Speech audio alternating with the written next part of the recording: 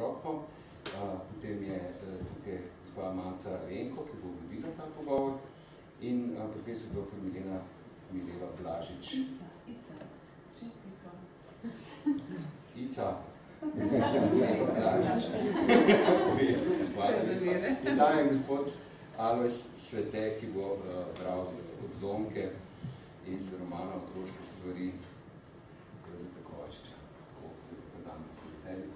Hvala lepa gospodu Samoborju, ker nas gosti že tretjič v okviru dogodka družabno-družbeno. Imamo srečo, da lahko združimo nekako gledališče in literaturo in da danes tukaj v Mali drami predstavljamo enega naših paradnih avtorjev, bi lahko rekli, klasika Lojzeta Kovačiča, ki ga bodo vsi trije oziroma štirje današnji nastopajoči gotovo zelo dobro predstavili. Jaz vam želim prijeten večer in še enkrat zahvala Slovenskemu narodnemu gledališču Drama, s katerim bomo gotovo sodelovali tudi v prihodnosti. Če pa vas zanima, kako in kdaj, se lahko po dogodku oglasite pri meni in pustite svoje kontakte, da vas bomo sproti obveščali o dogajanju. Hvala. Hvala. Najlepša hvala Igorju Samoborju in Ani Kovač, da sta naredila uvod namesto mene. Današnji večer bo potekal nekako takole, da najprej bo profesorica Mileva Blažič predstavila otroški opus Lojzeta Kovačiča. Nato po približno 20 minutah predavanja pa bomo vsi skupaj rekli nekaj besed o tem, kaj je pri Lojzetu Kovačiču in sploh pri otroških stvarih pomembno, kako se lotiti Lojzeta Kovačiča kot avtorja maturitetnega čtiva in kot avtorja nasplošno. Nekaj odlomkov bo pa poskrbel, kot je že Igor Samobor dejal, Alojz Svete, ki mi bo prebral. Zdaj pa predajamo besedo Mileni. Da, prosim. Se bom štopala lep pozdrav vsem prisotnim.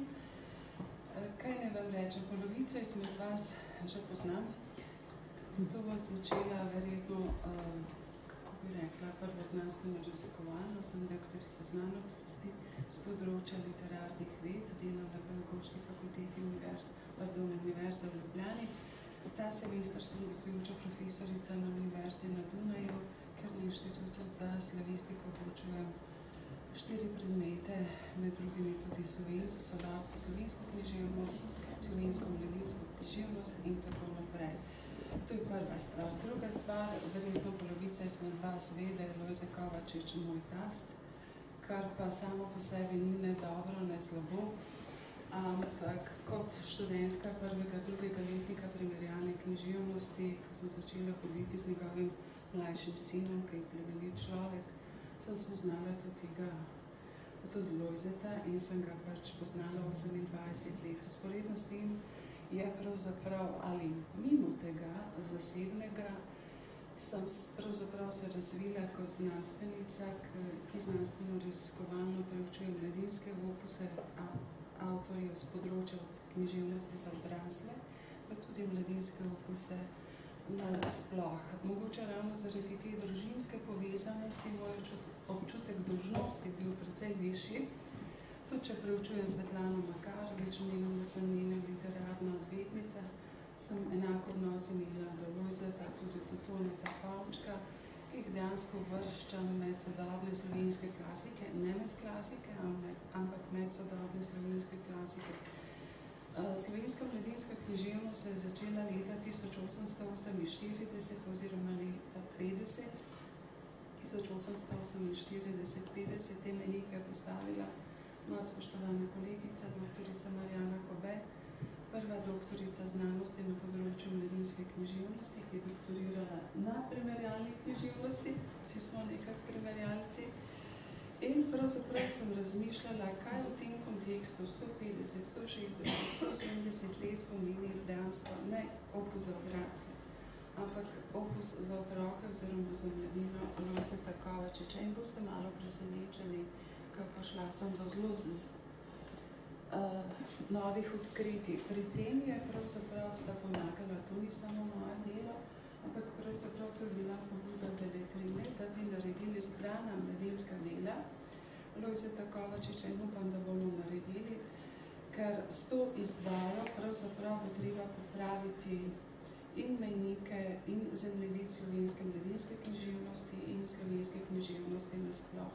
Jaz sem govorila s kolegico doktorico Alojzijo Zupan Sosič, za katero menim, da je prva raziskovalka na tem področju, potem kolega dr. Andrej Leban, ki poučuje na Univerzi v Gracu, tudi se ukvarja in to je zanimivo, zato ker se ukvarja z drugega zornega kota, potem kolegica doktorica Silvija Varovnik, potem je še nekaj teh raziskovalcev.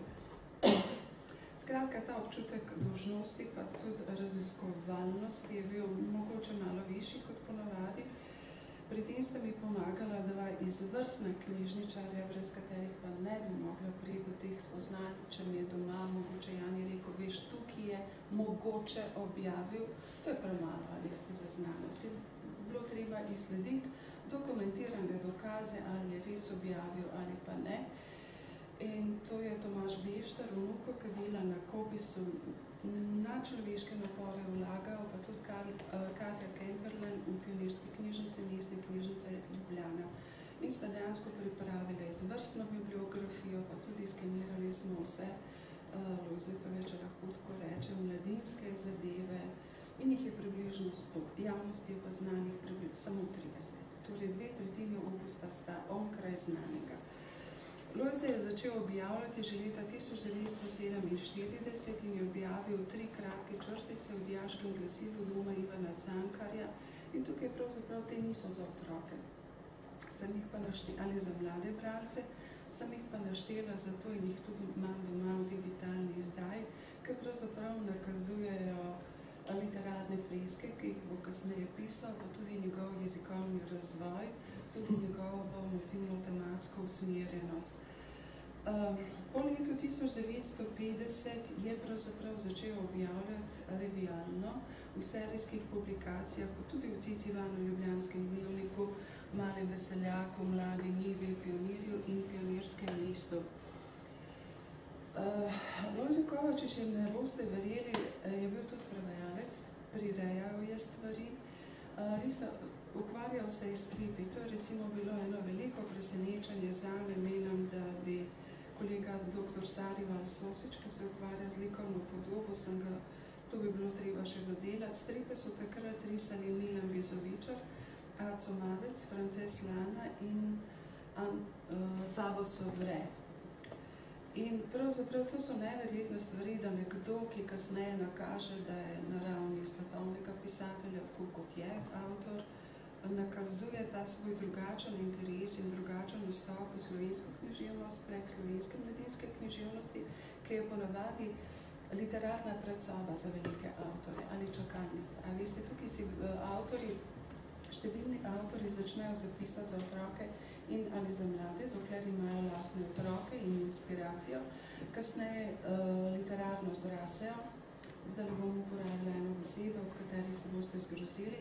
Nekateri mladinski avtorji, jaz tem rečem, ko ironično literarne ličinke, v 40-letnem opusu se ne razvijajo. In potem, recimo, to je Van Tihomir Arhar, recimo, ki je 40 let pisal samo drobne literarne vrste ali pa zvrsti in tako naprej. Lojze se je pa tukaj neverjetno pravzaprav razvil. Začel je, imel je tipično pot odraslega pisatelja pred zovom mladinske književnosti, potem je šel v književnost za odrasle in tam je napisal te literarne freske.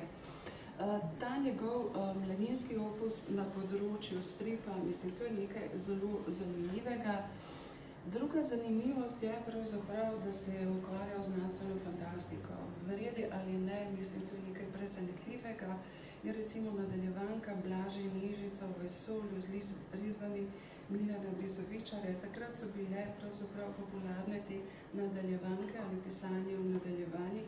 In to je nekaj neverjetnega. Jaz nisem mogla verjeti, da je tako poleg stripov, da je še vstopil v mladinsko književnost znanstveno fantastično in da je to ostalo neopaženo znotraj slovenske mladinske književnosti. Potem je tudi čudovito življenje Tomaža Strune, moram priznati, da se je tukaj bilo treba kar precej pomatrati, dobiti 21 pravzaprav nadaljevanj. Vidite, ponavadi je, glavna književna oseba je ponavadi otrok. Lahko sta deček in deklica, tako kot Blaž in Nežica, ki je pravzaprav neke vrste intertekstualna povezanost s Slomškovim Blažem in Nežico, hkrati pa različna. In gremo počasi naprej.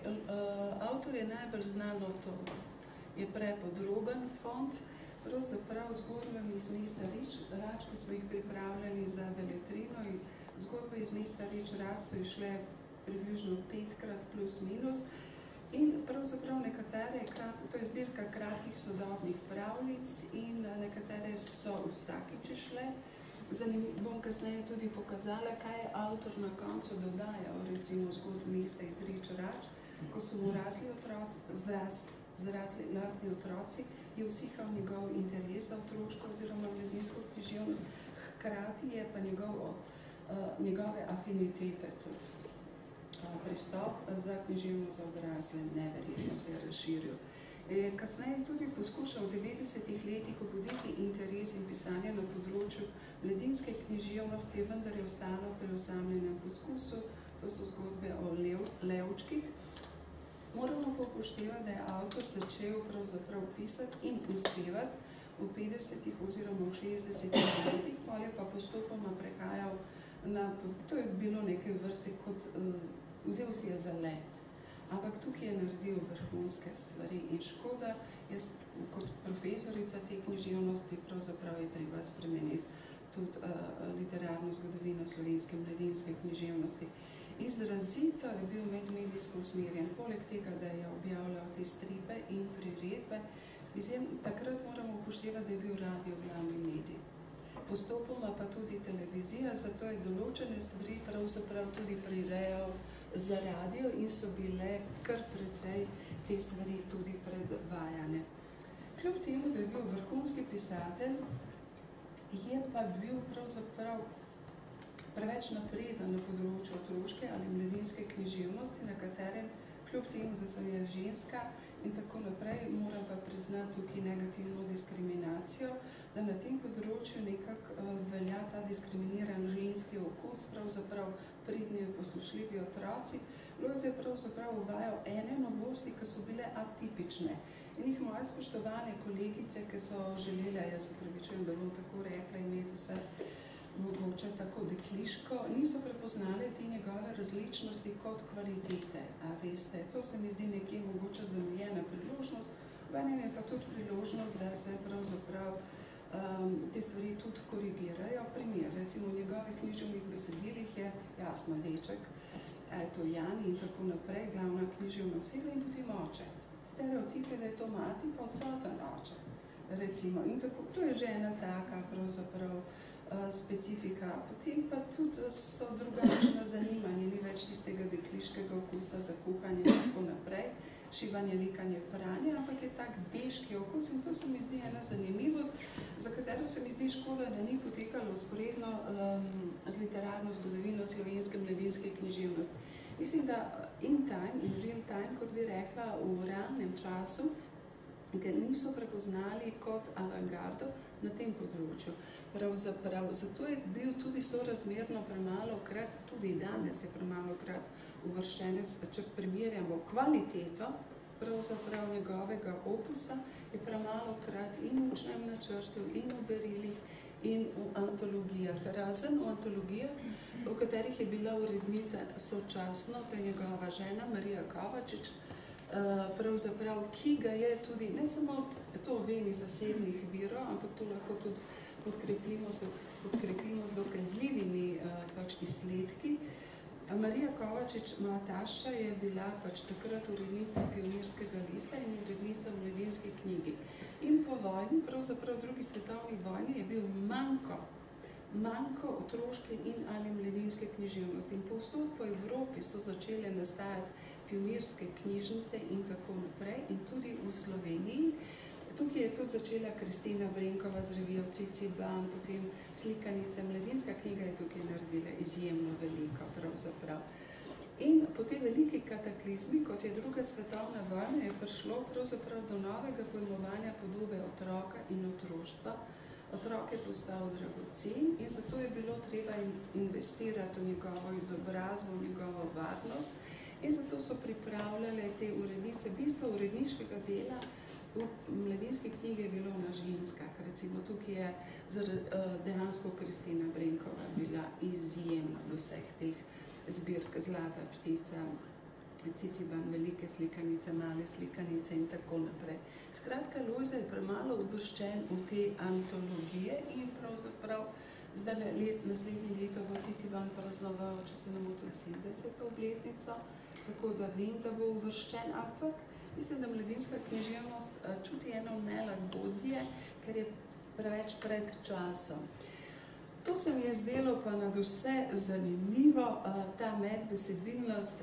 Prej sem omenila, da sem sama končala primerjalno književnost in se mi je zdelo zanimivo opazovati, kako pri avtorju, ki je prišel iz ene kulture, iz enega govornega področja, ki je celo življenje imel več identitet, več kultur in tako naprej, kako je vplivala medbesedilnost ali to, kar je bral. To je definitivno vpliv Andersena, Hansa Fallade, ki ga je tudi prevajal, Fritza Kafke. Zanimivo, da je Kafko prevajal za otroke. Recimo, to mi je bil en tak fenomen.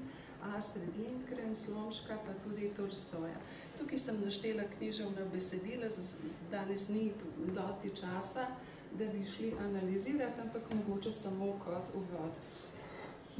To pa, kar je bilo fascinantno pri Lojzetu, tudi kasneje, pri njegovem odraslem opusu, je pravzaprav so te medmedijske povezave, vpliv reklam, vpliv napisov oziroma vpliv francoskega črnega filma, film noir, in recimo ta filmičnost je pa njegova, ki jo sicer slovenska literarna zgodovina ne poudarja dosti, pravzaprav njegov način opazovanja je vizualna verbalnost, vizualizirano imaginacijo imel, zato je pa tudi tako sugestibilen, ampak ima princip kadriranja, kako opisuje recimo stvari in kako jih predstavlja.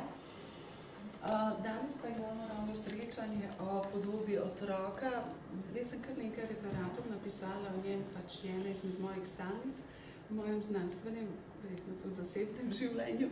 Ampak to je recimo ta podoba otroka. Mene podoba otroka zanima od Brežinskih spomenikov do Anje Štefan. Prejšnji teden smo imeli na Dunaju, pa sem analizirala Ladislava Posthumnega, ne vem, če ste kdaj slišali, to je bil vnuk Barbare Celjske oziroma Elizavete Luksemburške, kako je otrok prikazan v slovenski književnosti od Brežinskih spomenikov do danes.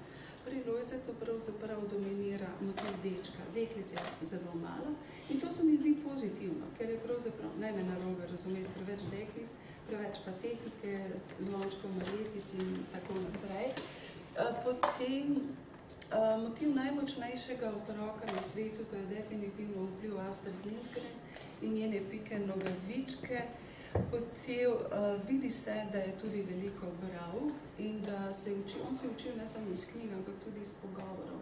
Znal je brati tudi ljudi, dejanja, znal je brati tekst, subtekst, podtekst, pa tudi kontekst.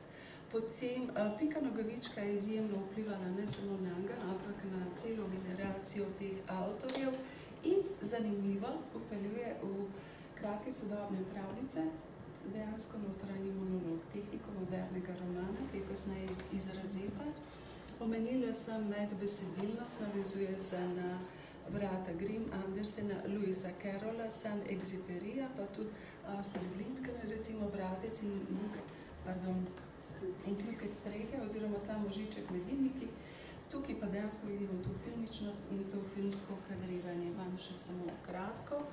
Pri Lojzetu pravzaprav zanimivo, mene zanima ta podoba otroka in otroštva v skladu z Jungovo teorijo, ki jo je razvil v svoji knjigi. Tudi Lojze ima 5 teh tipičnih arhetipov, to je otrok sirota, nedolžni otrok, božanski otrok, otrok eksotičnega porekla, predvsem pri njem dominira kasneje na področju književnosti za odrasle, to je pa ta ranjen otrok. In on dejansko črpa iz konteksta ranjenega otroka. V zvezi s tem tudi uporablja pogoste simbole za otroka, ne samo otroka direktno, ampak tudi otroka indirektno.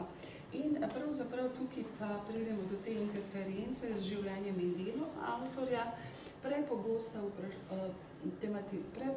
tematiziranje podobe otroka in otroštva govori o depresivnosti oziroma o trpljenju duše in tudi pri posameznih narodih, pri magologiji, recimo narodov, če se poveča iskanje za wunderkindom, to pomeni, da je nacija depresivna. To pomeni tudi pravzaprav govori o njegovem trpljenju duše. Vendar ne bi ga tako, kako bi rekla, patetično razlagala, mislim, da je bil upornik zoper marsikaj, zato uporablja tudi literaturo, ki ji rečemo narobe svet, ali inversus mundus, ali subverzivno mladinsko književnost. V bistvu stvari postavijo obratno. Tisti, ki so brez moči, so močni, hierarhijo vedno pravzaprav šibki so ali ranjeni so dominantni, obrne to hierarhijo.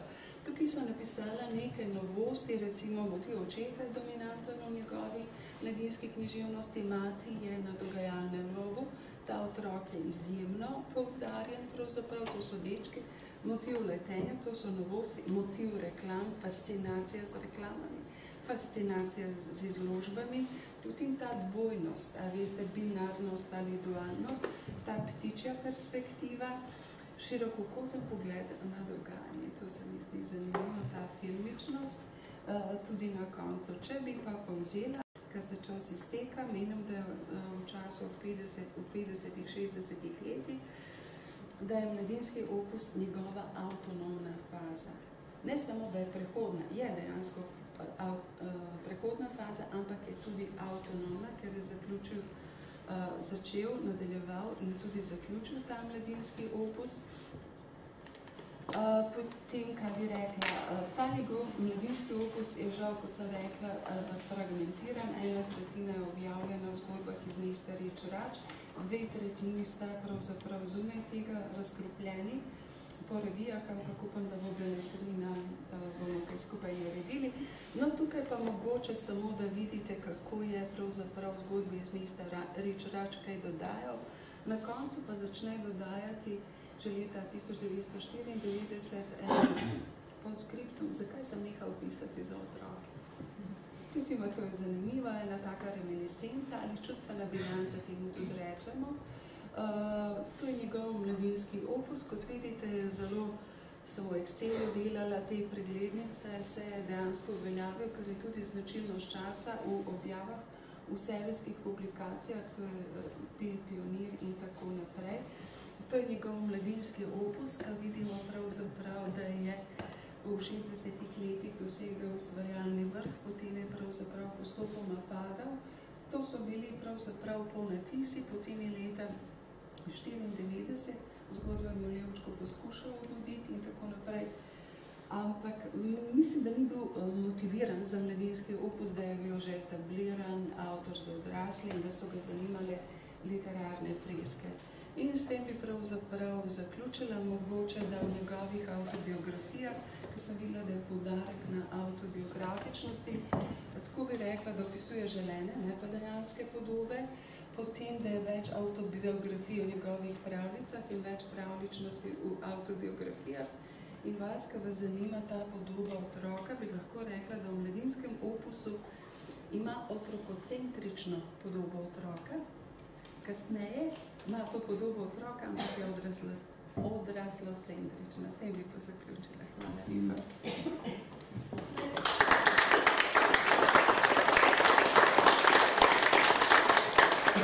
Najlepša hvala profesorici Blažičevi. Preden prisluhnemo prvemu odlomku, bi se samo vrnila na začetek. Glede na začetku omenila, da se je prvič srečala z likom literaturo Lojzeta Kovačiča. Kako bi Gašper otroka, da ste sledi? Ja, jaz sem tudi počel primerjalno književnost in sem se srečal z Lojzetom Kovačičem na faksu. Skratka, v prvem letniku in verjetno z njegovim, morda smo najtežjim romanom, Dečkom in smrtjo. In skratka, takoj bil očaran na to literaturo in potem bral naprej. Tako da zame je seveda Lojze Kovačič absolutno avtor za odrasle, ne? In po mojem mnenju so največji slovenski prozist vseh časov. Zakaj pa? Več o tem pogledaj kasneje, zdaj pa predlagam, da prisluhnemo prvemu odlomku, ki je postavljen v začetek Prve svetovne vojne, ko družina Kovačičevih živi v Švici in opisuje na nek način preplet obče zgodovine z intimnim doživljanjem časa, oziroma kako imajo zgodovinske katastrofe 20. stoletja vpliv na družinsko življenje. Po vsem, kar je bilo povedano, moram povedati, da seveda vsak človek na svoj način bere in se pozna, če ti določene stvari bereš tiho ali na glas. Nekaterim to paše, da slišijo, drugi imajo radi svoje podobe pred sabo in ta odsev tega, kar ti v sebi slišiš, ko prebereš, je pomembna, važna slika od tega, kar človek dobi. Zato mi oprostite, če bo ta slušna podoba vsega, kar boste slišali, mogoče malo preveč dramska, ampak ker je toliko polno razpoloženska, se temu nekako ni dali izogniti, vam moram povedati, da me je samo poneslo to.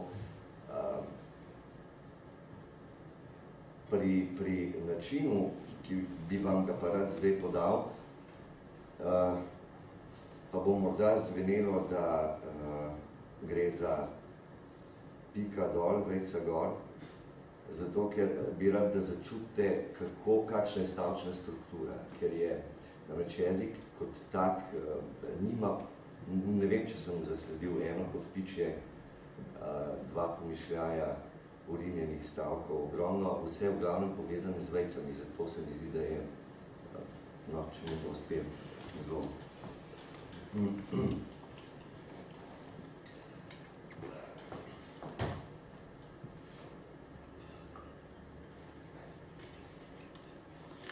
Potem se je zgodilo tisto hudo. Neki mož iz očetove dežele je v Sarajevu s pištolo ustrelil avstrijskega prestolonaslednika in njegovo ženo, ravno ko ste se peljali skozi mesto. Po svetu so nastali nemiri in prevrati. V Baslu je šla jezna množica bazelskih Nemcev na ulico in zagledala velike rdeče kovinaste črke napisa A. Kovačič na pročelju očetove trgovine. Izkopali so jih iz zidu, razbili izložbo, razdejali lokal, metali stroje in dragoceno krzno na cesto, da jih pomendrajo s konji in kamioneti in rjoveli polni besa s srbskimi morilci ven iz Švice. Ko so minile povorke in so popravili škodo, je oče še zmeraj ostal premožen. Možje z oblastov so prihajali k njemu, kot vsakemu, ki je bil pri denarju, naj bil Turek ali Indijec, ter mu ponujali v podpis švicarsko državljanstvo. Ni ga malo. Ich bin und bleibe Slovener, je zaklical mami. Kaj to, Slovenec, sem vprašal. Mama ni videla nič kaj dosti, tudi drugi niso videli kaj več. Bili so to ljudje iz njegovega domačega kraja, iz neke vasi, je razložila, v kateri je preživel mlada leta z brati in sestrami, 15 po številu, a nihče ni znal nič povedati o njih. Oče nič ne govori o tem, razen da sovraži duhovnike, ker mu je nekoč za veliko noč njegova mama dala v culo potico, da jo odnese v Faluš, a je spotoma, ko je počival, ker je trpel za naduho, odkril, da je v njej več rozin, kot v tistih, ki jih je mama spekla za domače. Zgrebel je vse rozine iz nje in jih pojedel in tako lukničevo pogačo oddal na fari župnikovi gospodini. Tega duhovnika so imeli ljudje zelo radi, kajti odkar je on prišel v župnijo, ni bilo nikoli več slabe letine. Ko se je razvedalo za potico, so ga doma premikastili z ličem zavola, da je za nekaj dni kar obležal. To je povedal Alojz, ko je še pred poroko v cerkvi priznal, da ne mara duhovnikov, ne vere, ne vernikov in da ne prenese niti opoldanskega zvonjenja po cerkvah. zato je od 12 zapiral okna in ni maral sesti v kosilo, dokler je še pozvanjalo. 2 brata, Slovenca, je imel v Ameriki. Na neki podobi sta stala, oba životna, oblečena v frak in s cilindrom na glavi, na volneni prekrogici, na drugi, iz domačih krajev, na mehki fotografiji, pa se je videla njegova rojstna hiša z gnojiščem na dvorišču in na bregu pred hišo 2 mlada moška, oba suha in bosa, v prekratkih, dolgih hlačah, s srajco čez pas in v klobučkih potegnjenih nazaj, kot domorodca, ki sta zbežali iz Hardegonovega praga vzdar. Zadaj je nekaj pisalo z roko in tintnim svinčnikom v tujem jeziku. Oče mami skušal razložiti, da opisuje nekaj takega kot ljudsko pesmico: glej, fantka s tukeljčkom, fantka služi pošlo. Leta 1916 se je rodila Margit. Tudi ona je bila ljubka, celo bolj od Klare.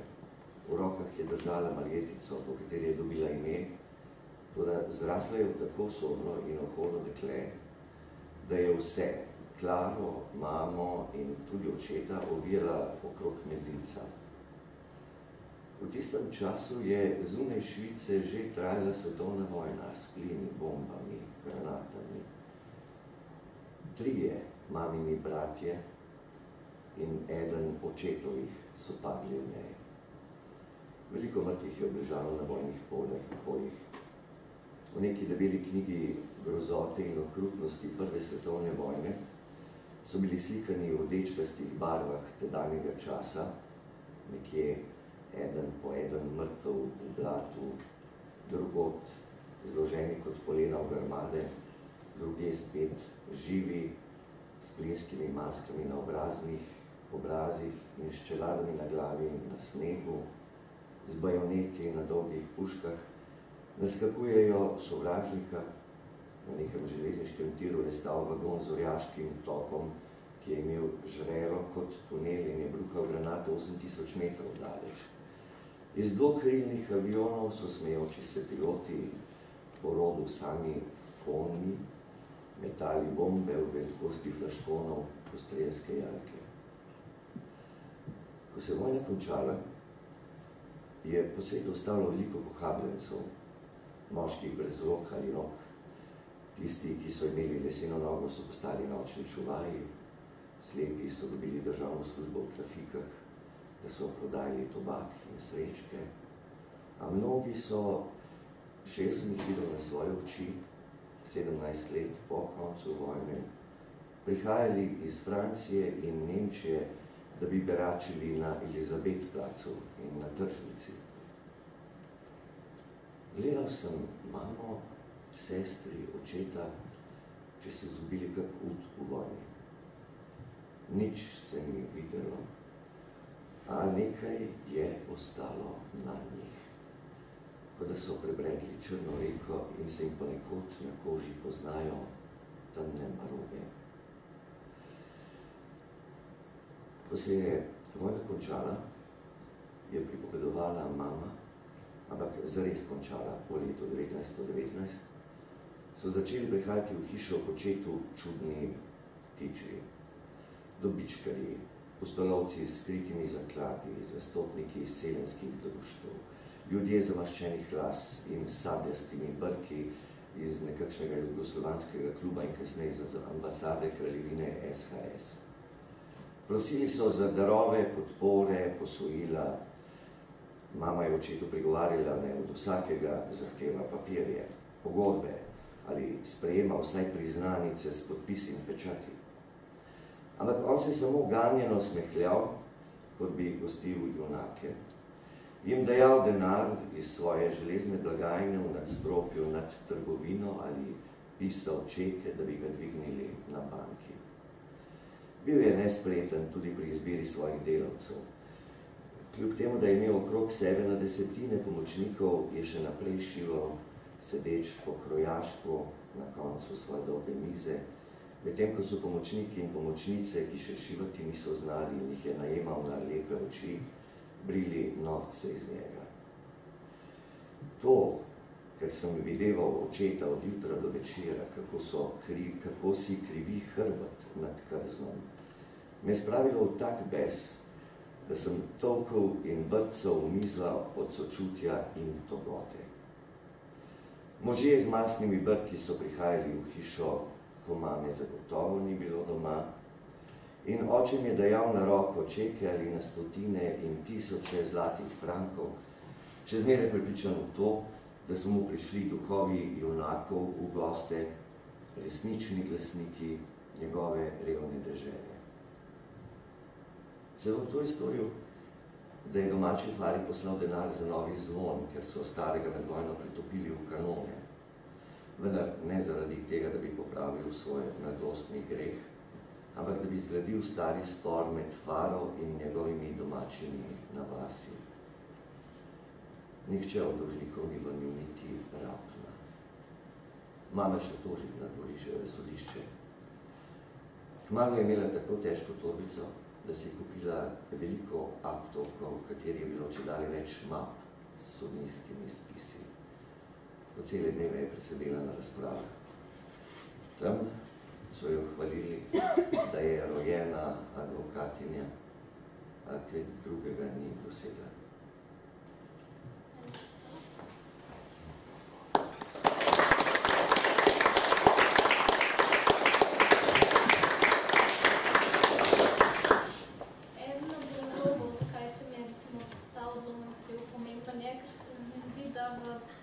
najboljšem možnem smislu prikazuje ta preplet po eni strani intimne zgodovine, obče zgodovine in se mi zdi neznansko težko recimo to predstaviti za, če glede na to, da so otroške stvari naslednje leto maturitetno čtivo, kje potegniti meje med intimno zgodovino in občo, koliko zgodovine 20. stoletja morajo dijaki recimo poznati ali morali in je to sploh pomembno?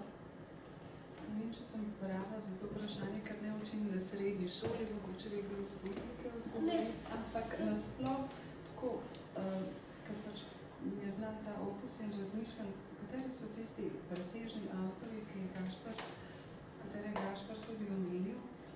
Menim, da so tisti, ki dvojno kodirajo ali pa celo trojno, da so tako princip čebule, da je veliko plasti različnih pomenov.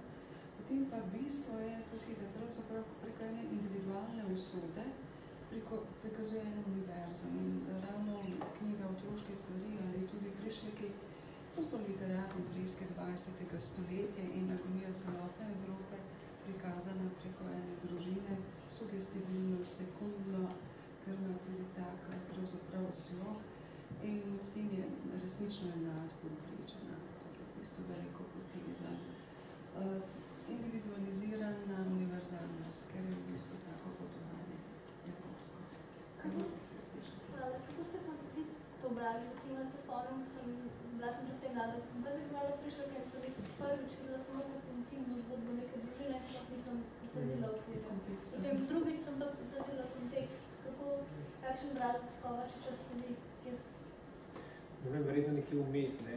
Je pa pri Kovačiču, jaz mislim, da vprašanje, ne, koliko morajo dijaki poznati zgodovino za to, da bi dojeli Kovačiča, odgovor je pravzaprav nič. Namreč pri Kovačiču pride do ene zanimive situacije. Seveda, on se referira na realne dogodke, na realne stvari. Vi greste lahko dejansko po Ljubljani in boste tukaj videli v zadnjem delu, kjer je hiša, ko je on hodil po Miklošičevi, zdaj, ki je obnovljena, deželna baga, boste tudi razumeli, zakaj on mislil, da so to indijanci. Skratka, dejansko tukaj je veliko realnih stvari. Ampak tako, kot ta odlomek se mi zdi pokaže, že takoj na začetku, čeprav on govori o prvi svetovni vojni, tam nekje v tretjem stavku te svetovne vojne ni več. Tudi če ne bi bilo. On pravzaprav ves čas izhaja iz svoje intimne zgodbe. Seveda njegova zgodba je radikalna. Česa tazga se po mojem noben od nas misliti ne more. Če lepo, te to nekako postaviš še v kontekst biografije. Otroka, ki se rodi v družino nekako na 3/4 propada, recimo, ali pa na polovico. Bog gre sam še slabše. otroka, ki izgubi očeta leta 1944, na hitro računal, pri 13-14, nekaj tako, ki leta 1945 ostane v neki socialistični Jugoslaviji, ki pravzaprav ne razume čisto dobro, ostane v njej kot Nemc in mu mamo, sestro in nečakinjo, ki so v bistvu edini njegovi domači, deportirajo v Avstrijo in jih 7 let sploh ne ve, kje so.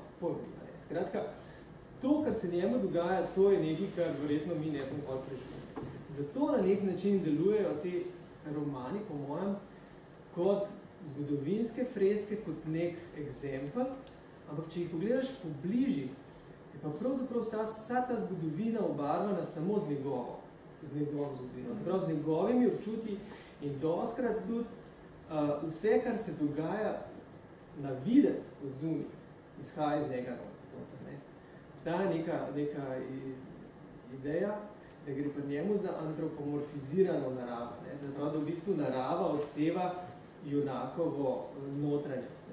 V tem smislu se mi zdi, da je ta zunanji svet lahko nekaj, kar dijakom začini tako zgodbo, mogoče jih bo zanimirali, bodo šli gledati kaj, ampak za samo zgodbo, za samo strukturo zgodbe pa dost nepomembna. Gašper zdaj omenil animiranje, recimo dijakov in tako naprej. Vi ste prej govorili o otroškem opusu, zdaj jaz v otroški literaturi, v mladinski literaturi ne vem zelo veliko, ampak se mi zdi, da pač velja zame tako kot za vso literaturo, da če je dobra, pač vzdrži vse čase in vse starosti. In me zanima pač, glede na to, da je mogoče kdaj lažje stopiti v svet kakšnega avtorja skozi njegov mladinski opus, ali obstaja kaj od njegovega mladinskega dela, kar bi dijake lažje uvedlo v to delo, ki je precej težko v bistvu, ki je zahtevno. Dejansko so to zgodbe iz mesta Riča Rača, veste, ker recimo mislim, da je potrebno, da zdaj na Dunaju tako ravnam, prva faza je motivirati učence, druga, in to je najlažje, ne narobe razumeti, je to preko otroške ali mladinske književnosti.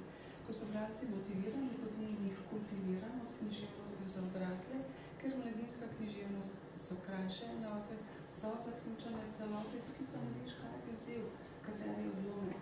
Ampak jaz ne bi vstopala v njegovo literaturo samo čez pravzaprav to paradigmo avtobiografskosti. Jaz sem tudi poznala Vizelo, recimo, ne da bi zdaj tako rekla.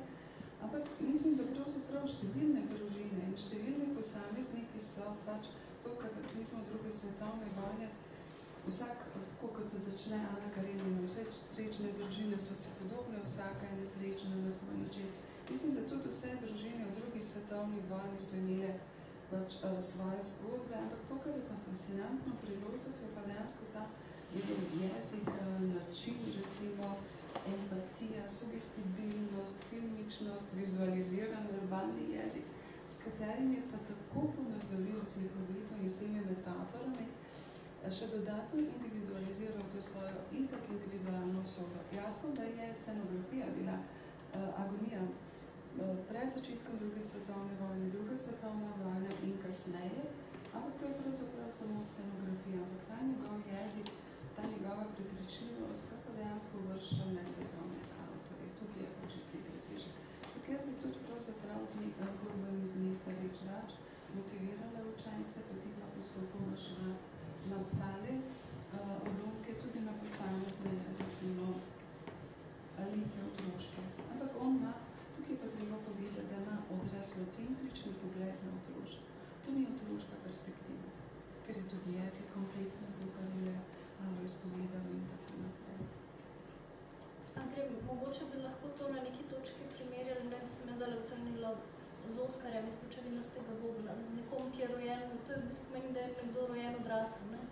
Da v bistvu kot otrok odrasel vidite na svet, ali ker ne razumem čisto dobro, kaj pomeni to odraslocentrično pogled na svet. V bistvu perspektiva odraslega je značilna. Mogoče bi zdaj se oddaljila, pa še nekaj drugega povedala, ne vem. Recimo, Lojzeta dostikrat primerjajo z Joyceom, čisto pripričana. Veste, da je Joyce napisal tudi 2 kratki sodobni pravljici, sicer za svojega vnuka. In je recimo zanimivo opazovati to odraslocentrično otroško perspektivo tudi pri Joyceu, tudi recimo Goethe je pisal tudi pravljice, ne sicer za otroke in tako naprej. In v bistvu, če pogledamo recimo te zgodbe iz mesta Reče Rač, kako on opisuje te otroke in to gledanje, je jasna perspektiva odraslega, ampak je vse napisano iz otrokovega zornega kota.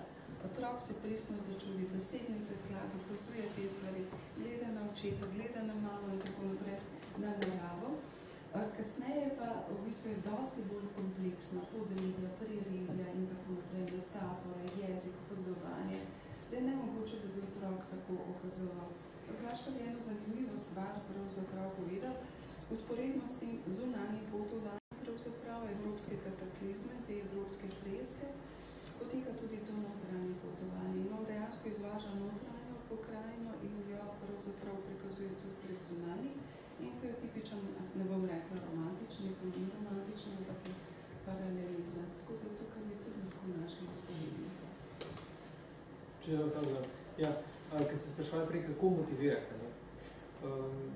To je dejansko nek roman, ki je za maturitetno branje verjetno posrečeno izbran, zaradi tega, ker ta roman pravzaprav začenja nek projekt, ki ga je Lojze začel tudi pred smrti. Vse to veste, nekako izpost skriptuma je to jasno. Ne? On je na nek način hotel kot svoj zadnji literarni projekt napisati dve knjigi, v katerih bi naredil obračun s svojim življenjem. Napisal otroške stvari, ki so, bi rekel, iz te literarno-zgodovinskega stališča seveda izredno dragocene. Namreč on v teh otroških stvareh popiše v njih prvih 10 let, ki jih ni nikoli popisal v svojih knjigah pred to knjigo. In so zelo zanimive zaradi tega, ker se je ves čas v teh njegovih romanih si imel občutek, da obstaja neka ta predzgodovina, ne? Ta nek blišč Švice, iz katerega on izhaja in potem pride v to bedo Jugoslavije, ne? Ki je pa zdaj ta blišč, kakršnokoli že je bil, je popisan in v bistvu nekako dopolni to njegovo fresko. Ne? Zrele reči, ki jih je napisal potem in jih pač ni uspel dokončati, ne bi bile pa pregled vsega ostalega, ampak to se ni zgodilo. Bi rekel, zoprna izbira, verjetno za vas, kam morate to srednješolcem postaviti, zaradi tega, ker Lojze seveda tudi dela obračun sam s sabo.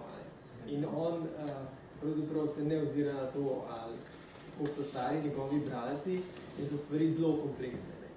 Po drugi strani pa, zdaj, kar razmišljam, se mi pa zdi, da vendarle obstajajo določena poglavja, v katerih Lojze opisuje to svoje uporništvo.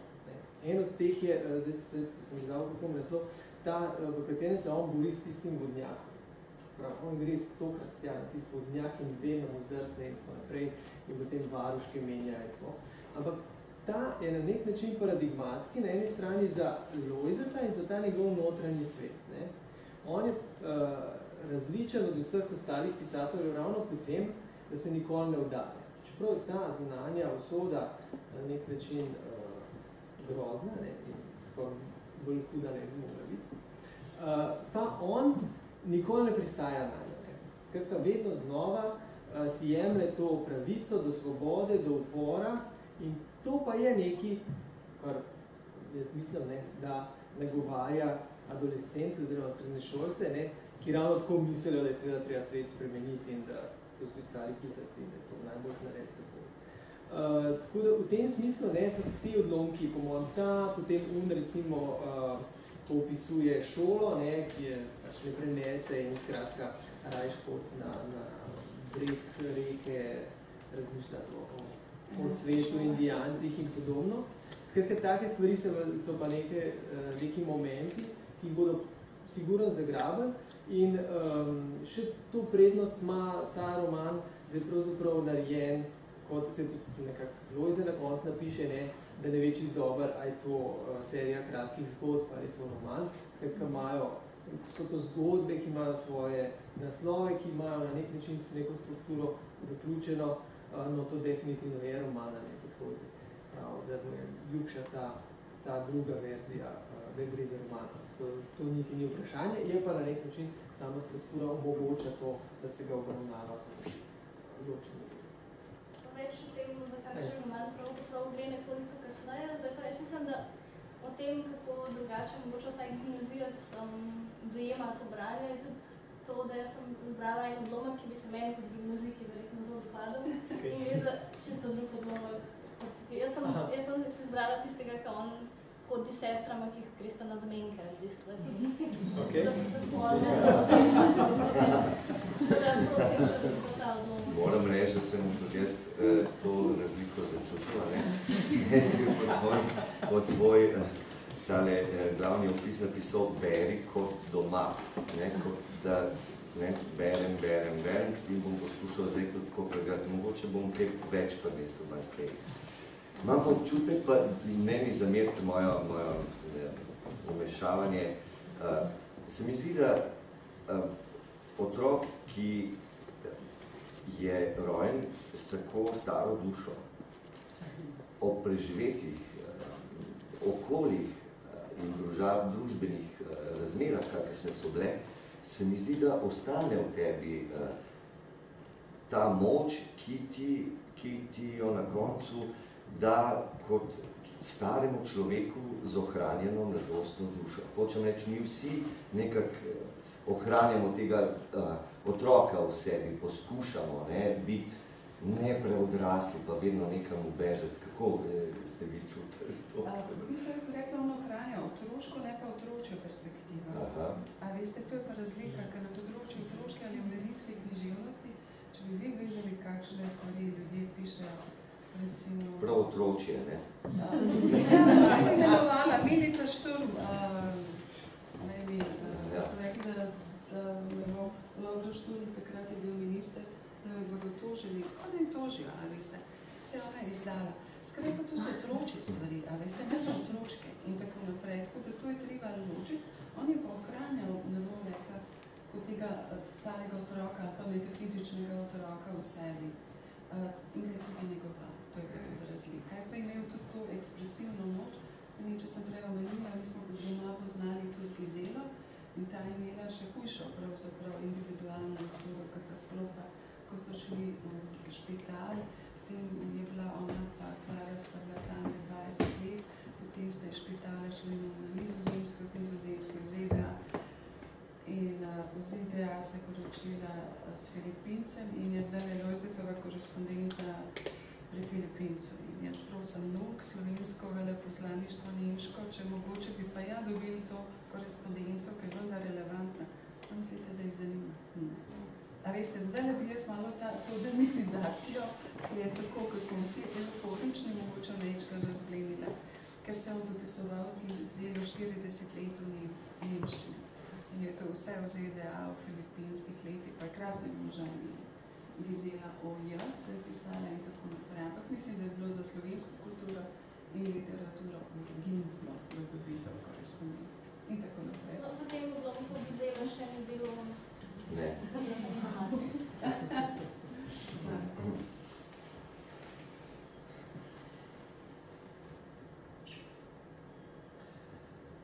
Kdaj pa nobena od njiju ni hotela z mano.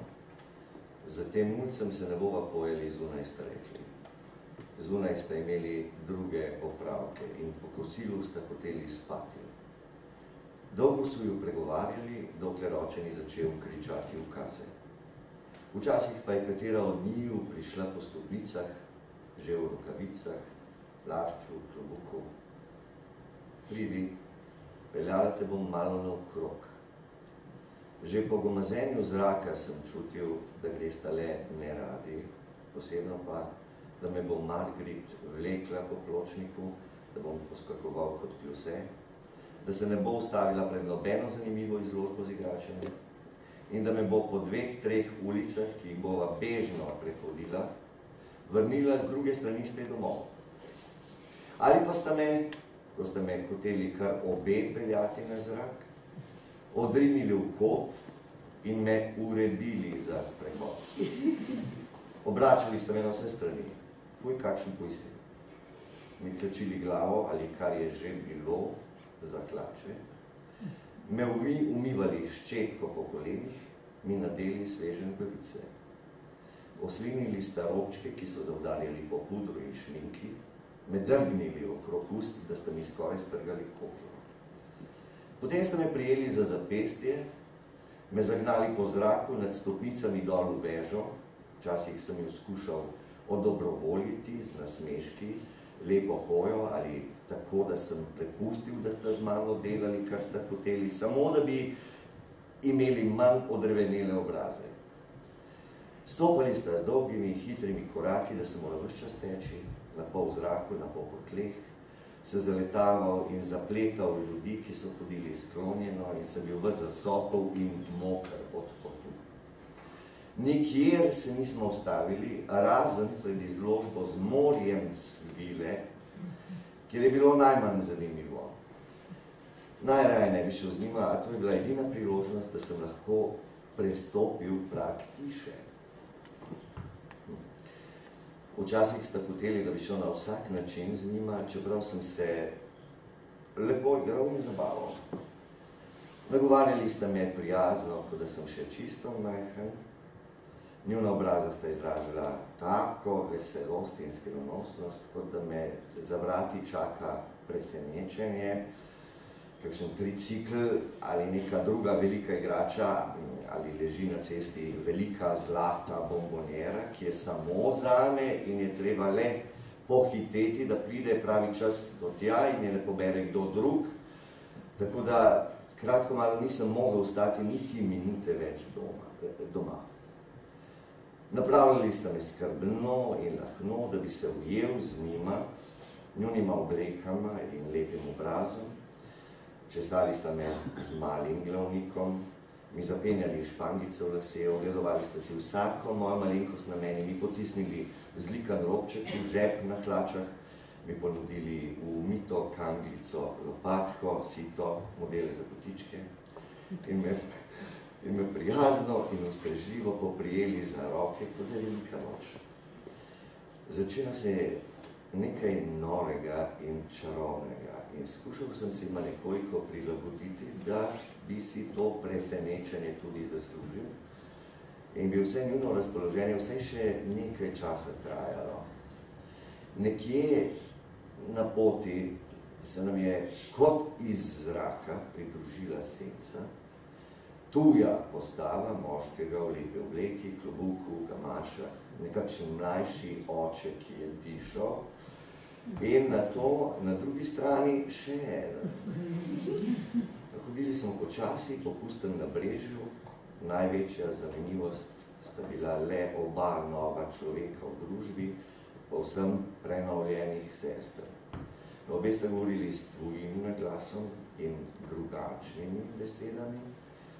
Velikokrat sta se nasmehljali, se sklonili in me pomilovali, da Bubi je priden dečko.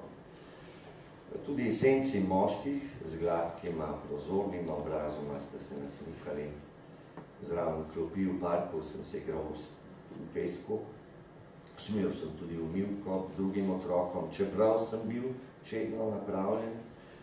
Ko sem pogledal nazaj, sem zapazil bliskovite kretnje, spremembe in napetost na obrazih obeh, z katerih je izginila še zadnja poteza, po kateri bi jo spoznal, da smo vsi trije doma v zeleni hiši. Dogajalo se je nekaj posebnega, da so se utrinjale iskre. Klara in Margaret sta se spreminjali v nekaj, kakor v skrinjo s prstani, ogrlicami, zapestnicami. Roke zasenčenih gospodov, ki so prijemale Margaretino in Klarino roko, so se bližale kot pri zahvali. Sestri sta stiskali roke, dvignili sta jih v zrak, tudi eden ali oba gospoda sta z razkrečenimi prsti segla gor.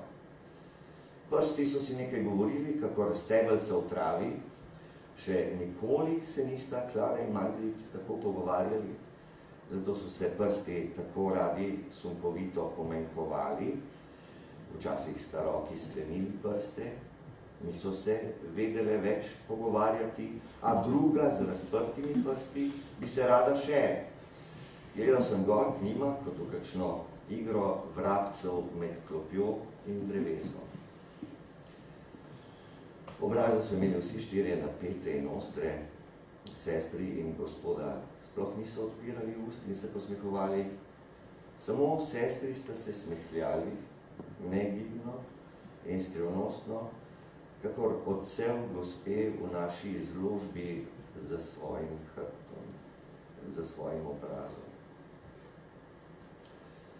Margaret in Klara sta bili zunaj hiše že nekajkrat tako drugačni, da nisem razumel, kako sta mogli, ko sta postali tako zali tujki, da bi moral pred njima kar lebdeti kot balon, ko smo se vračali in to zvečer, ko so bile ulice tako lepe, trgovine polne, ljudje v gostilnah kot v zabaviščih in mi je pod reklamami pokalo za ušesi. Kako sta se mogli po vsem tem vrniti v zeleno hišo po polžastih stopnicah in dobiti zgoraj v sobi spet svoja stara, znana, odljudna obraza.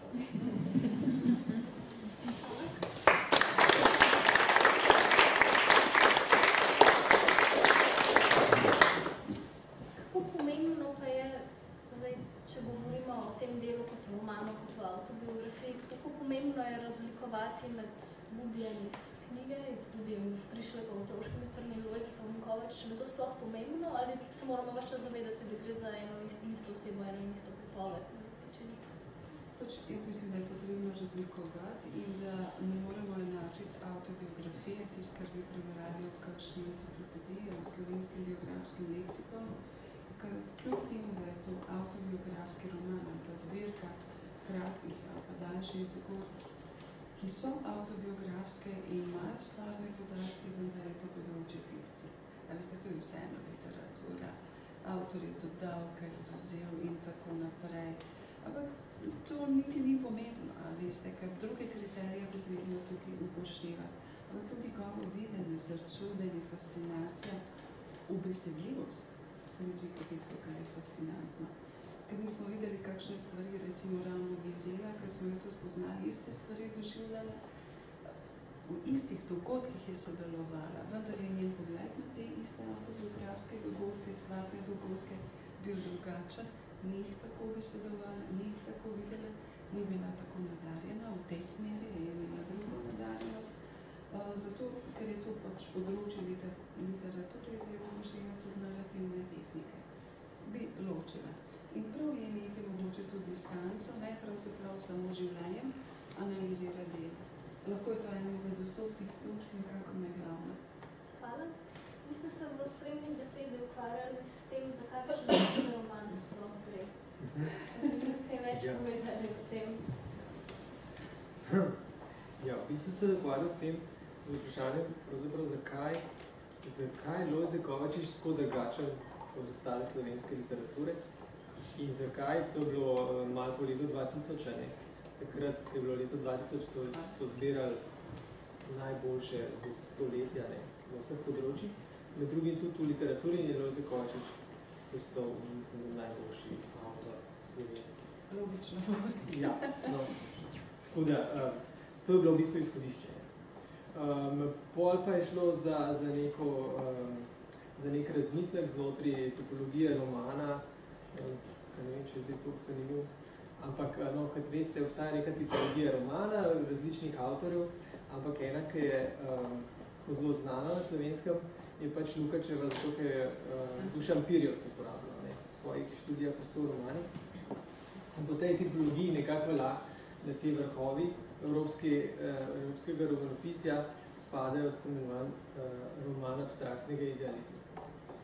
Roman abstraktnega idealizma pa pomeni predvsem to, ne, da pač junak, tako kot srednji šolc, gre v svet in ugotovi, da ga bo spremenil. Ne. To je bistveno in skratka v tej svoji želji se bojuje s svetom in v tej svojem boju seveda propada.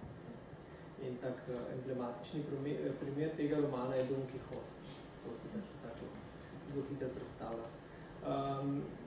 No, slovenski romani so delač od tega, ne. Slovenski romani so večinoma deziluzijski romani. Deziluzijski romani pa neko popolno nasprotje. ki si ga lahko najlažje predstavljate seveda z romanom Na klancu, a ne? Tam Franska seveda. No in to se mi zdi, to en medklic, a ne? Tukaj v otroških stvareh, v drugem ali tretjem programu, ki ima naslov Legenda, se začne ravno tako s tekom za vozom. In ta Alojz, ne, oče od Lojzeta Kovačiča, on gre tudi svoje vesi in pade za vozom, ampak kaj on naredi, on se pobere in gre naprej. Medtem, ko pri Franski pač je stvar nekoliko drugačna. No in kot veste, ne, to je pač neka ta struktura slovenskega romana, v katerem junaki imajo ves čas neko krepenenje, ki ga ne morejo doseči in se potem cel življenje čutijo kot neke žrtve in so pasivni.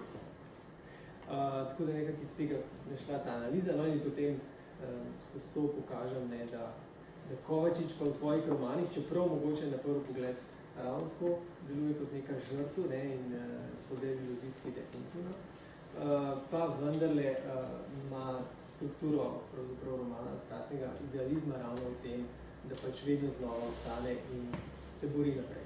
In da je zato to drugačno.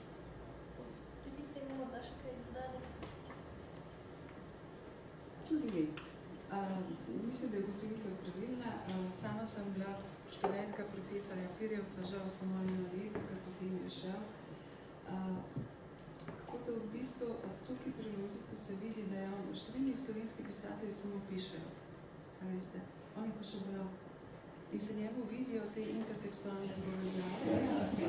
Ja, ne samo, da je bral slovenske avtorje, je bral tudi druge in je tudi razmišljal o jeziku in tudi ta meta.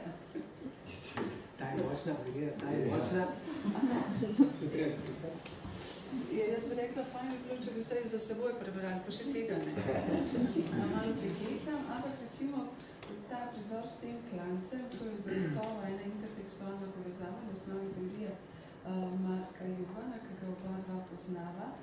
In v bistvu to, kar je kolega rekel, ta deziluzionizem, v mladinski književnosti bi temu rekli, pravzaprav imamo utopijo pa distopijo in celo 20. stoletje književnosti za odrasle, zaradi teh vojn in tako naprej, je deziluzionizem pri nas na področju mladinske po letu 1980 je distopija.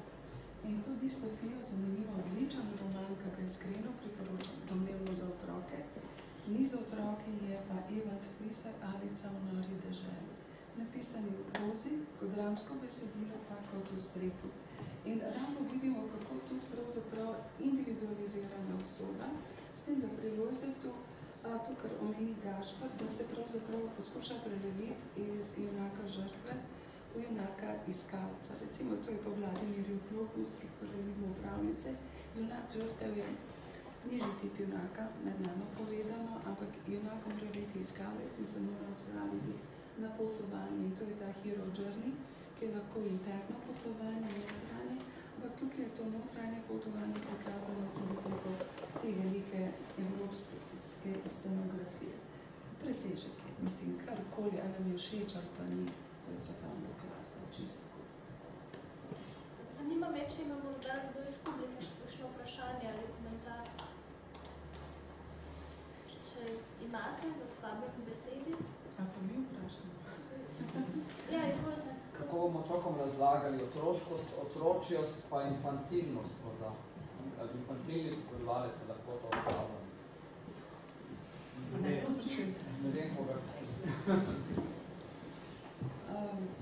Otroči ni, pri njem ni. To so tist Milica Štorm, pa tako na Ed Company, a veste, pa tako. Ampak pri njem tudi ne bi rekla, da je infantilen, nikako ne otroški pripovedovalec, vendar je perspektiva odraslocentrična. Adults. In to ima naša kolegica Marjana Kube, vidim, da je tudi gospa tukaj.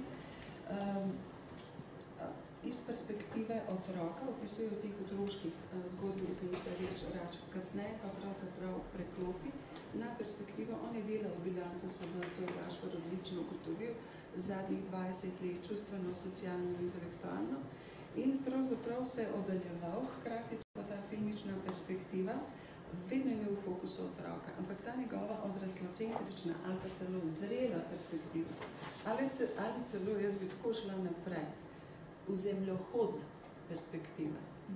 Iz onostranstva, iz metafizike je pa tisto, kar ga pa odmika. In v bistvu, čim starejši je bil, tem hujši njegov interni obračun je bil z njim sami. Meni se zdi malo protislovno, recimo pajske končnice so nekako spregledane, pa se mi zdijo, da bi bile tudi super za maturitetni esej in tako naprej. Otroška perspektiva, domnevno, otrok glavni junak.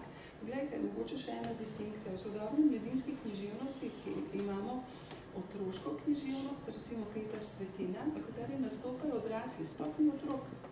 To je sodobni trend.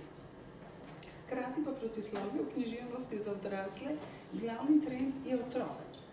Ampak je perspektiva odraslocentrična, lahko je nostalgična, ker vam gre na bruhanje, tam je ena patetika, koliko je lepo, koliko smo trpeli, ampak je vseeno bilo lepo. Tega pa pri Lojzetu ni. Je v bistvu tak neizprosen obračun sam s seboj, tudi v 20. stoletju in z vsemi temi stvarmi. Jaz mislim, da to sploh ne smete pravzaprav ven več, ker tudi se boste takoj zapletali. Ta otroška perspektiva je pravzaprav nek pisateljski trik. Zakaj gre? On to piše absolutno iz stališča, niti ne odraslega, ampak odraslega v tistem momentu, ko mu je praktično vse jasno. Tako da pred smrti. Tako da tukaj je ta perspektiva zelo jasna. To, kar pa pisatelj naredi, je pa to, da se ne postavi to svojo točko in opisuje pravzaprav svojo preteklost, ker to vedno ustvarja to neko blazno distanco in nek zunanji pogled. Ampak naredi v bistvu svojega glavnega junaka otroka, kar mu omogoča prvič, da so stvari bolj žive, drugič pa omogoča mu to naivno perspektivo. Skratka to, da on kukor da ne ve, kako te svoje sestre, njegove sestre pecajo gospode in govori o nekih rokah, ki se prepletajo in to. To mu to omogoča, ampak skozi ta pravzaprav opis pa zelo jasno on pokaže, zakaj je šlo. Zdaj, dosti to njemu jasno. Kako to doživlja kot otrok, ne? Ja, čeprav je spet vprašanje, če je on tako doživljal. Najverjetneje on takrat pač tega ni tako dojemal, ampak danes on ve, zakaj je šlo in na videz to da na stran, hkrati pa skozi ta naivni opis seveda zelo jasno pokaže, da se zaveda tega. Pa to je en primer. Imamo pa seveda tukaj ogromne stvari, če boste brali pol naprej, kjer on govori recimo o drugi svetovni vojni, pa pol po vojnem času. Te stvari gre zelo na hiter, to je tudi vprašanje, tam nekje do druge svetovne vojne gre zelo podrobno in je ta zelo gosta pisava, potem gre zelo hiter.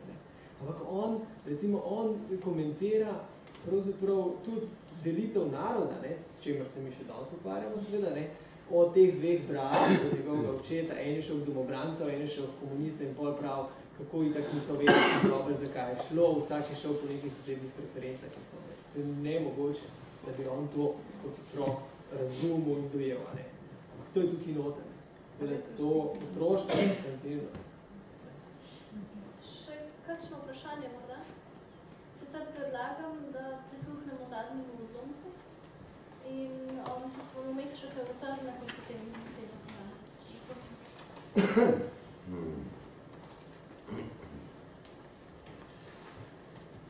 To pa je že po prihodu? To je pa že po prihodu v Ljubljano, ko se navaja na šolsko okolje in na svojo novo samoto. Ampak prve dni, ko je bil napis še nov in ko sem šel po pouku s sošolcem do Klanca v starem Vodmatu, kjer je stanoval, sem ga pregovoril, da je šel še nekaj hiš naprej, da sem mu pokazal ime in priimek mojega očeta. Te črke so nekoč stale nad našo trgovino v Švici, sem razložil. Bile so edini dokaz, da smo nekoč zares živeli tam. Pravzaprav edino, kar se je v javnosti sploh lahko dalo preveriti. Sošolec ni verjel. Rekel sem, naj vstopi z mano v točilnico in vprašal debelega lastnika s črno plešo. A gospodarja ni bilo v obraku, bila je samo natakarica, zato je sošolec še naprej dvomil. V razredu so sploh vsi sumili, da bi se rodil in živel v Švici. Imeli so to za veličavo, bahavost in prevzetnost, ko sem bil vendar revež, pa še iz Novih Jaš, ki jih je naseljevala sama Soderga. In v razredu nisem skoraj nič znal, še računanja ne. Švica pa je znana po bankah in je vendar lepa, bogata in čista dežela, ima Ženevsko jezero z domom narodov in s palačami. Slavnimi smučišči v Sankt Moricu, okrevališča za bogataše v Davosu, najboljše atlete na svetu, najveljavnejši denar, najboljše ure in čokolado. Navajali so ta simbolna mesta, ustanove, predmete, od katerih nisem okusil skoraj ničesar, medtem ko so bili Slap Savice, Triglav, Bled, Gost Martulk, Skaručna, Ptujska gora, Škocijanska jama, kamor so hodili sošolci povsem samoumevno na počitnice ali samo na nedeljske izlete, zame neznani, skoraj sveti in neobstoječi kraji, v katerih sem hrepenel, da bi jih vsaj enkrat videl s svojimi očmi in ne samo na slikah v dolgočasnem zemljepisu. Če sem bil res v Švici, so rekli, potem ne bi prišli od tam v Jugoslavijo, v Dravsko Banovino, v Nove Jarše, kjer životari sama Beraška drhava, analfabeti, cigani, Albanci, Turki. Moral bi znati smučati, moral bi nositi zlato uro in izračunati najbolj zapletene račune. Otroci v Švici, učenci, sobolniki, prijatelji, so se, kadar so govorili o svoji domovini, zmeraj norčevali iz nje. Das Schweizerland liegt so klein, švicarska deželica je tako drobcena. In s palcem in kazalcem levice so naredili luknico in nato s kazalcem desnice štihali vanjo. Ne sem opisoval Basel, hiše, ulice, Ren, ladje, živalski vrt, karneval, bele tramvaje za tujino in zelene za mesto. Za sošolce enostavno nisem mogel nikdar biti tam. Bil sem kvečemu Nemec, mogoče špion po vrhu, ki je prišel iz Nemčije, da bi vohunil po kraljevini in Hitlerju izdal obrambne linije kraljeve vojske. Še po drugi svetovni vojni mnogi prijatelji, znanci, kolegi niso docela verjeli, da sem prvih 9 let in pol prebil zunaj očetove dežele. To se je slišalo, kot da me prvo desetletje življenja sploh ne bi bilo na svetu in zlagome se me je loteval občutek, da je najbrž res, da si v enem kraju samo rojen, v drugem pa prideš na svet. V neštetih življenjepisih, avtobiografijah, na vprašalnih polah, ki jih je bilo treba nenehno pisati in izpopolnjevati v armadi, službi, v internatu, v organizacijah, sem zmeraj čutil, da je politično, ideološko, patriotistično sumljivo že to, če sem navedel ime svojega rojstnega mesta.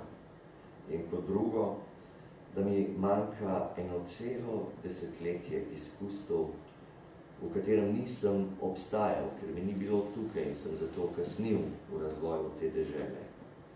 Seveda je bilo drugim mojim sotrpinom, denimo tovarišu iz vojske, sinu slovenskih povratnikov iz Francije, lažje napisati, da je rojen v proletarskem Lyonu, kjer je delal njegov oče v rudniku in ni bil ne obrtnik, ne trgovec. Vendar bi bilo tudi njemu še dosti lažje, če bi se rodil v Sodražici ali v Bosni in v armadi še v času prvega karantenskega meseca ne bi naredil samomora.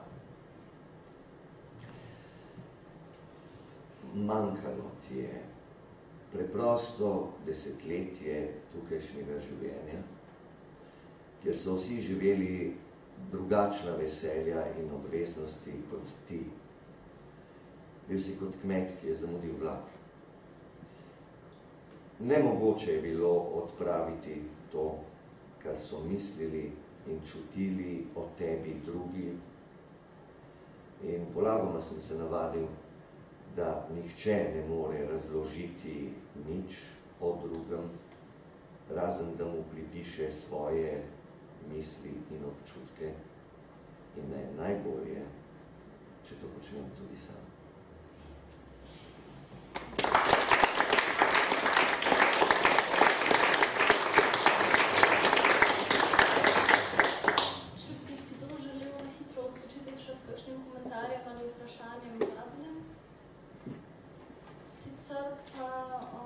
Predlagam, da zaključimo. Najlepše se zahvaljujem vsem trem, ki ste bili danes z nami, doktorica Milena Mileva-Blažič, dr. Gašper Kloha in Alojz Svete, ki je poskrbel za krasno interpretacijo.